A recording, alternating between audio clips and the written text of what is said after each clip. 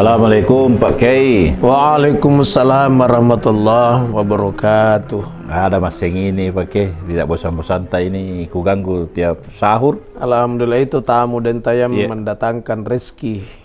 Ad-dhaifu ja'a birrizki, tamu itu datang dengan rezeki. Wa yarji'u birrahmah, dan kalau dia kembali kasih sayang Allah turun di rumah itu. Amin, amin, amin. Nah, pendengar, di hari ke-9 Ramadan 1443 Hijriah, Pak Kiai dan Den Tayang, dialog Ramadan masih berlangsung di hari ke-9 ini. Dan narasumber kita ini, beliau masih setia.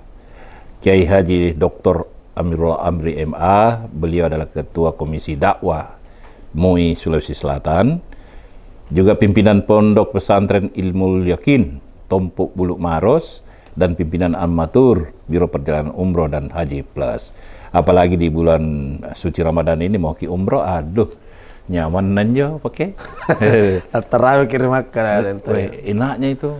Nah, saya ingat waktu saya wawancara itu, kita sholat oh iya, di sunnah. Masjidil Haram. Iya, oh di Masjidil Haram itu pakai. Masjidil Haram itu 20 rakaat, imam baca 1 juz. Kurang lebih 2 jam baru selesai. Saya ingat sekali kata-kata terakhir. Sudah merodin tayang wawancara anak. Mau sholat fardu. Ya. Itu subhanallah. Saya biar dengar saja itu syukur nih pakai.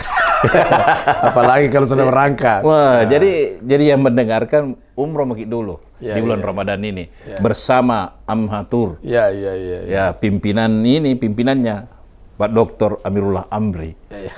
Kan gampang ji, asal ada uang. Nah, ini ngobrol di hari ke-9 ini Pak Kiai. Ya. Orang bilang tidak terasa sudah hari ke-9. Ya. Tapi saya ini pakai terasa sekali. Ada DT sepatu. Pagi kerja. Pulang masih lama buka. Ya. Capek. Ya, itulah banyak pahalanya. Amin. Itu banyak pahalanya. Amin, amin. Nggak tahu tukang beca anak-anak tidak terasa. Iya. Puasa aja anak-anak tidak. Pasti tidak terasa kakak tena no puasa. Dombala. Katanya sesak ya. Ada. Ya. Nah, ini pertanyaan pertama ini Pak Kiai. Ya. Dari Pak Kemal di Goa. Assalamualaikum Pak Kiai. Waalaikumsalam warahmatullahi. Benarkah nanti di akhirat, di hari kiamat nanti, kita akan dikumpulkan dengan teman-teman kita di dunia, dari dunia ini. Nah, bagaimana kalau teman-teman kita di dunia dulunya adalah orang-orang yang tidak baik sikapnya? Tafadhal. Kalau tidak baik, satu di surga, satu di neraka, pasti tidak ketemu. Iya. Yang ketemu itu adalah teman-teman yang baik, orang baik, atau pernah bergeliman dengan dosa, tapi dia tobat. Karena kalau orang tobat, meskipun dosanya sebanyak biji pasir di daratan, dosanya sebanyak buih di lautan, dosanya kalau disusun setinggi langit, semua runtuh dan Allah ampunkan. Tapi tobat. Ya, tobat itu bukan hanya sekedar ungkapan astagfirullah, tapi tobat itu adalah penyesalan dan berjanji tidak akan mengulangi lagi. Itulah tobat. Kalau Allah terima tobatnya, maka ketemu nanti di alam sana, karena sekarang ini namanya alamus syahada. Sesudah alamus syahada atau alam dunia itu alam barzah. Alam barzah. Ketemu orang di sana dan yang ketemu. Kalau sama-sama selamat. Ketemu tapi tidak bisa mau golai main domino. Iya, karena ketat ki pengawasan kan. Pengawasan melekat. Jadi nanti yang di sana ya tinggal pahala yang ketemu. Iya. Nah, begitu Pak Kemaldi di Goa pasti ketemu, insya Allah. Nah, ini dari Risma Hidayah Pak Kiai. Assalamualaikum Pak Kiai dan Ditayang. Waalaikumsalam warahmatullahi wabarakatuh. Benarkah jika kita mengikhlaskan hak kita, haknya kita ini untuk orang lain, lebih baik dibanding menuntut hak? Ya. Oh, jadi intinya pertanyaan begini Pak Kiai. Mengikhlaskan haknya dibanding menuntut haknya. Bagaimana caranya agar bisa ikhlas itu Pak Kiai? Itu ikhlas dan tayang tidak ada definisinya. Ikhlas itu yang tahu hanya orang itu dengan Allah. Kalau dia bilang saya sudah ikhlaskan, ya seperti apa cara mengikhlaskan? Itu ikhlas sesungguhnya tidak ada campurannya. Misalnya labanun kholis, susu murni. Susu murni itu tidak ada airnya biar satu tetes. Yang mengetahui itu ikhlas dan tidaknya orang hanya Allah. Sekarang dia tidak menuntut hak di dunia, nanti di akhirat. Mungkin ikhlas, mungkin juga tidak, karena yang mengetahui ikhlas seseorang itu hanya Allah. Malaikat sendiri jadi, tidak tahu. Hubungan kita sama Allah saja. Iya. Sama dengan puasa itu, Pak Kedi. Ya.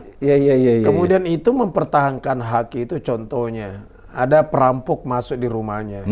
Dia mengambil barang, lalu istrinya orang diikat. Suaminya itu wajib berjuang untuk menyelamatkan. Ini namanya mempertahankan hak. Seandainya dia mati, maka dia mati syahid. Dia mati syahid. Mempertahankan hak tadi. Mempertahankan hak. Jadi kadang itu wajib sesuai kemampuannya untuk mempertahankan haknya itu. Mingka puna kama jen jo polo pentale bana indra tawa kati ya moko pasam alemi. Iya, daripada katanya siapa aja bisa tahu. Hanya salah pakai sendal di masjid, ya udahlah. Iya. Nah, ini mempertahankan daripada hak itu lagi tadi dipersoalkan. Iya. Tapi ini ada pertanyaan lanjutannya. Misalnya nih kalau soal keikhlasan ini pakai. Misalnya seorang istri bisakah ikhlas jika suaminya menikah lagi? Nah, ini yang pertanyaan susah dijawab ini. Lalu beni. Pasti marah istri tak pakai ini. Itu perempuan itu memang salah satu sikapnya itu adalah cemburu. Ya, tapi sesungguhnya cemburunya itu perempuan ada makna yang tersirat di situ. Seakan-akan ia berkata, kecemburuanku itu pertanda kedalaman cintaku kepadamu. Oh my God.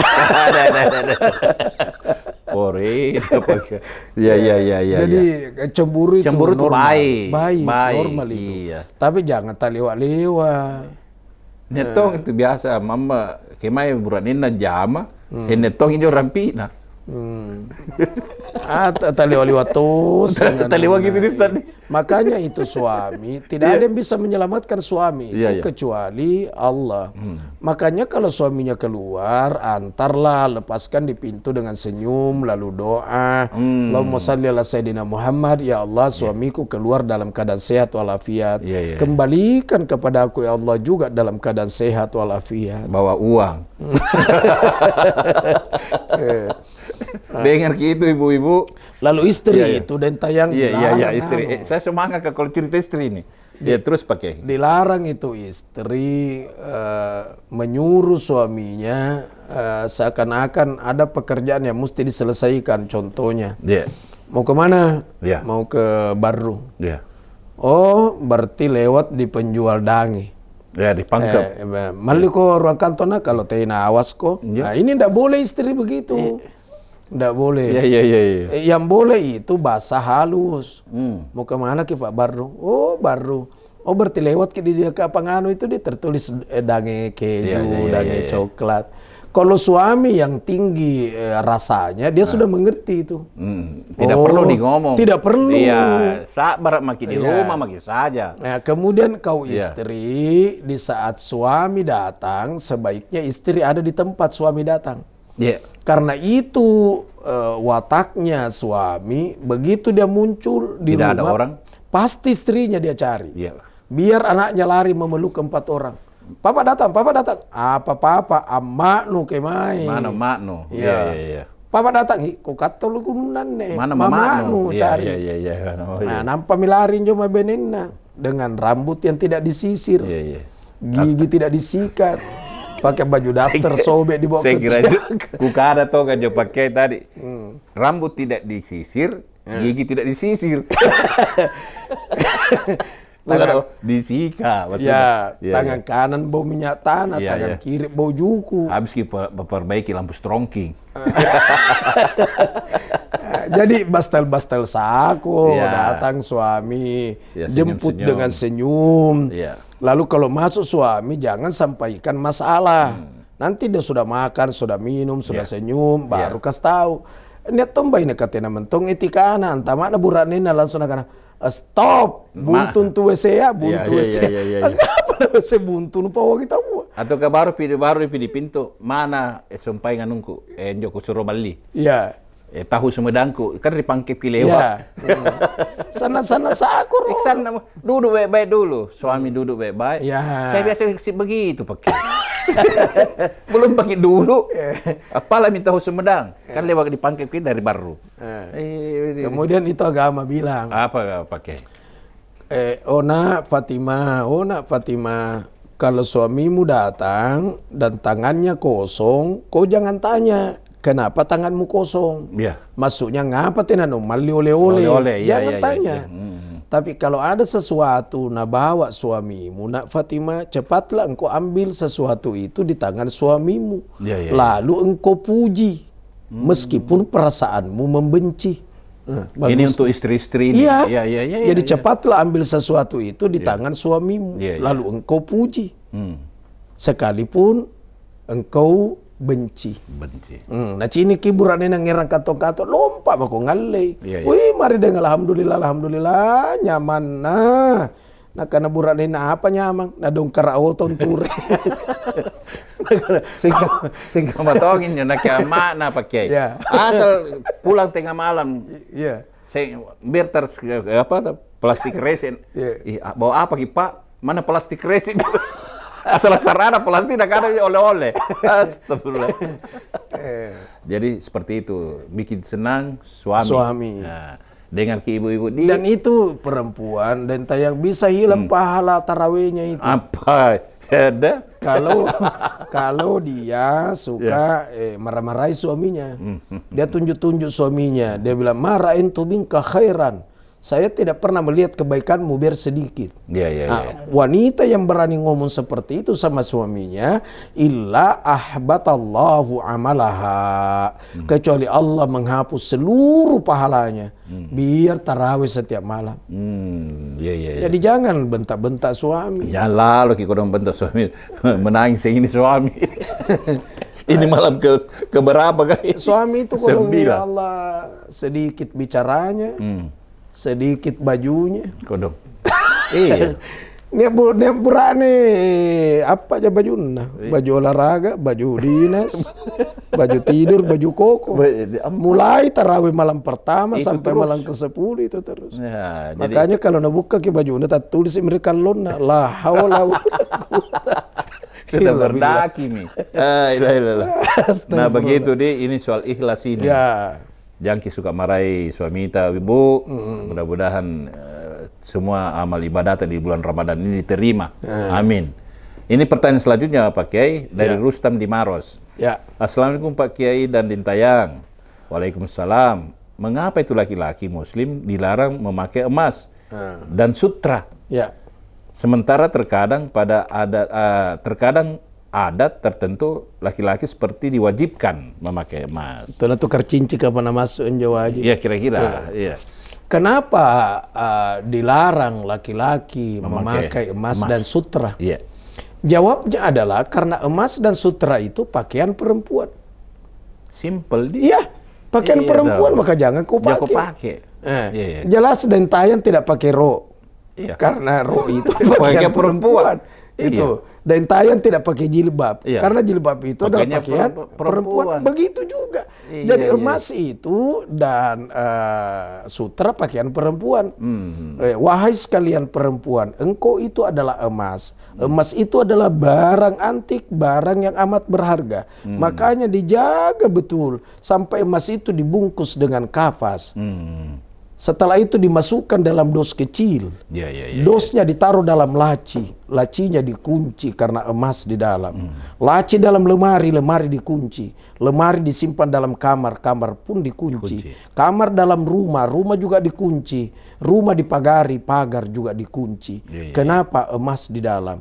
Olehnya itu wahai wanita, jadilah kalian emas. Kunci, kunci, kunci, kunci. Biar terbuka, tapi yang punya emas itu yang buka. Yang terbuka, buka, teh mulai nganjo, basi tayang dan tayang. Besi yang sudah berkarat. Kemudian sutra, makna filosofisnya sutra itu halus. Maka haluskan bicaramu, haluskan perilakumu, karena engkau adalah sutra. Tapi sutra yang haram bagi laki-laki itu adalah sutra telur ulat. Telur ulat. Kepompong. Kalau sutra serat kayu enggak. Ya. Kemudian emas itu ada, tapi tidak semua emas itu haram. Iya. Mas Joko jadi imam Pak Balunyok jangan tidak haram ya. Tentu nih. Ya, emas bulain dan tayang. Emas itu yang kuning itu. Iya. Emas itu adalah kuning. Dan anak-anak Mangkasar ke bulaing. Ya. Bulaing. Ogi, Ulaweng. Nah, itu yang diharapkan pakai laki-laki. Ya, itu pakai laki-laki. Iya. Pantas waktu saya habis nikah, langsung anak istriku sini mite dilarki pakai gitu. Langsung ambil langsung. Jadi emas itu kuning. Tapi tidak semua yang kuning itu adalah emas. Iya, betul. Anjoren di toilet ke kuning tuh nggak pakai karena emas mulai ganja. Jadi seperti itu jawabannya pakai. Jadi itu hadisnya. Hurrimal hariri wa dhahabu ala zukuri ummati wa uhilla li inathihim. Kata Rasul aku haramkan memakai sutra dan emas buat umatku laki-laki. Dan aku halalkan sutra dan emas buat umatku perempuan. Karena emas dan sutra adalah pakaian wanita. Kalau nikah orang tukar cincin, alemi cincinan apa pantam kiri kocika atau kapawa mami benenu karena cincin plastik munakenu sarea enggak. Jadi Pak Rustam kalau mau pakai emas atau sutra ganti nama aja jadi Rusmini. Jadi kan banyak. Jadi kalau begitu Pak Rustam di Baros. Itu jawabannya Pak Kiai. Nah ini dari pertanyaan yang keempat ini Pak Kiai. Dari Fitra di Soreang. Assalamualaikum Pak Kiai dan Dintayang. Waalaikumsalam. Apa sebenarnya arti dari ayat kursi? Wah itu gampang sekali aja kalau mau tahu artinya. Terus dia bilang lagi nih Pak Kiai Tabe. Bisakah ayat kursi itu mengusir setan? Apalagi? Bisakah gambar ayat kursi itu mengusir jin dan dalam rumah? Kan banyak kita lihat itu kalau ke rumah bertamu gitu. Jadi ada namanya Rabiatul Al-Adawiyah. Itu sufi, perempuan. Ini sufi ini dia kerja di salah satu majikannya itu, tapi kerjanya yang kasar-kasar, cuci WC, sikat apa segala. Cuma ini Rabiatul Adawiyah, dia adalah wanita yang tekun tahajud. Di tengah malam, dia sementara tahajud dan majikannya itu keluar dari rumahnya menghirup udara segar di malam hari. Dia menengok masuk di gubuknya Rabia. Dia tercengang, dia kaget karena dia melihat gubuknya itu diselimuti cahaya dan cahaya itu sampai ke langit. Makanya dia heran sama majikan. Ada apa ini, lampu apa dia pakai? Dan itu cahayanya sampai di langit. Maka mendekatlah sama majikan menatap masuk. Ternyata Rabiatul Adawiyah sementara sujud dalam tahajudnya. Besoknya dia panggil menghadap. Begitu menghadap dia bilang, saya pecat engkau. Saya tidak bisa kalau engkau kerja sama saya. Kata Rabia, apa kesalahanku? Kesalahannya saya dipecat. Sampai dipecat. Dia bilang, saya malu mempekerjakan engkau. Karena saya lihat tadi malam, saya menyaksikan dengan mata kepalaku. Itu gubukmu yang hampir roboh, diselimuti cahaya sampai di langit. Ketika aku menengok masuk, engkau sementara sujud dalam tahajudmu. Allah sangat memuliakan engkau, sementara aku menyuruh engkau cuci WC. Jadi jangan kerja sama saya. Pendek cerita, dia tinggalkan rumah itu, dia bawa itu keresek-kereseknya kalau sekarang. Jalan di gurun pasir. Sampai di gurun pasir dia ngantuk, dia letakkan itu kereseknya, pakaiannya, baru dia tidur. Sementara tidur muncul gerombolan perampok untuk mengambil ini barangnya. Juga akan mengganggu karena dia lihat ini perempuan yang cantik sendiri di gurun pasir. Tapi anehnya Dentayang, setiap mau merapat langsung ada pagar besi yang melingkar mengelilingi Rabiatul Adawiyah dengan barangnya, sehingga tidak berhasil ngambil. Perampoknya pulang, hilang lagi pagar itu, dia kembali lagi, ternyata ada lagi pagar itu. Sampai dia bilang perampoknya, ada apa ini? Maka dia duduk di situ menunggu sampai terbangun Rabia. Begitu terbangun dia berkata, apa yang engkau baca? Sampai tidak bisa disentuh. Ya, itu. sampai niat saya ini perampok. Mau merampok, ya. Mau mengganggu engkau dan mengambil barangmu. Tapi anehnya ada besi yang melingkar seakan-akan engkau berada dalam teralis. Berkatalah Rabi atau Dewi. Padahal dia tidak tahu juga kalau ada kejadian begitu. Iya. Dia bilang sebelum aku tidur saya baca ayat kursi. Nah, itu mengamalkan ungkapan dalam hadis bahwa ayat kursi itu adalah perisai. Ya, pagar. Iya, pagar. Pagar, perisai. Maka bacalah ayat kursi. Kalau dikatakan pengusir jin setan, ya bisa saja. Allahu la ilaha illa huwal hayyul qayyum la ta'khudhuhu sinatu wa la naum sampai akhirnya. Allahu la ilaha, Allah la ilaha, tidak ada Tuhan kecuali Allah. Huwal hayyul qayyum, dia yang hidup, menghidupkan, berdiri dengan sendiri sampai akhirnya. Untuk lebih jelasnya buka saja Quran terjemahannya di rumahnya kalau hanya terjemahan, kan itu intinya. Iya. Jadi ayat kursi itu termasuk perisai. Ayat kursi itu termasuk penjagaan diri agar tidak dihipnotis, agar tidak disihir. Olehnya itu bersahabatlah dengan ayat kursi. Iya. Jadi begitu Pak Fitra soal kebenaran atau terjemahan dan sebenarnya ayat kursi ini adalah perisai sebenarnya Pak Edi. Banyak orang yang jadi anggota dewan itu sebelum mendapat kursi, gencar dia baca ayat kursi. Begitu dapat kursi, ayatnya lari, tinggal kursi. Ayatnya sudah tidak ada, kursi jamaah. Tapi tidak semua. Tidak semua, iya. Bukan pendengar. Bukan pendengar, tak. Ini yang dari luar negeri. Nah, pendengar, pertanyaan terakhir tadi itu sudah kita dengarkan sama-sama. Nah, Pak Fitra seperti itu. Jadi di rumah ada ayat kursi, gambarnya atau teman itu perisai. Bagus itu simpan di ruang tamu karena itu merupakan syiar. Itu merupakan dakwah. Dengan masuk di rumah orang lihat kan bisa baca. Lebih tertarik orang pasti bilang, oh ini muslim ini. Kenapa tahu itu ayat kursi? Ayat kursi di dalam daripada poster-poster di ruangan tamu. Gambar perempuan sementara lari, baru ditari roknya dengan anjing dari belakang. Lalu tertulis di situ di bawah, metal, mental rusak. Contohnya seperti itu. Nah, pendengar, kita doa dulu ini pakai. Udah habis waktu. Iya, sudah habis waktunya. Bismillahirrahmanirrahim. Alhamdulillahirabbil alamin. Allahumma shalli wa sallim ala sayyidina Muhammadin. Allahumma arinal haqqa haqqa warzuqna ittiba'ah. Ya Allah, ya Tuhan kami, perlihatkanlah kepada kami kebenaran itu adalah kebenaran. Berikan kekuatan kepada kami agar kami senantiasa berbuat yang benar. Wa arinal batila batila warzuqna ijtinabah. Perlihatkan pula kepada kami kebatilan itu adalah kebatilan. Beri pula kekuatan kepada kami agar kami mampu menghindari perbuatan yang batil itu. Rabbana atina fid dunya hasanah fil akhirati hasanah wa qina adzabannar. Wa sallallahu ala sayyidina Muhammad walhamdulillahi rabbil alamin. Amin rabbal alamin. Nah, pendengar, di acara Dialog Ramadan 1443 Pak Kiai dan Dentayang kita cukupkan sampai di sini. Di hari ke-9, insya Allah kita ketemu di hari ke-10 besok. Assalamualaikum warahmatullahi wabarakatuh.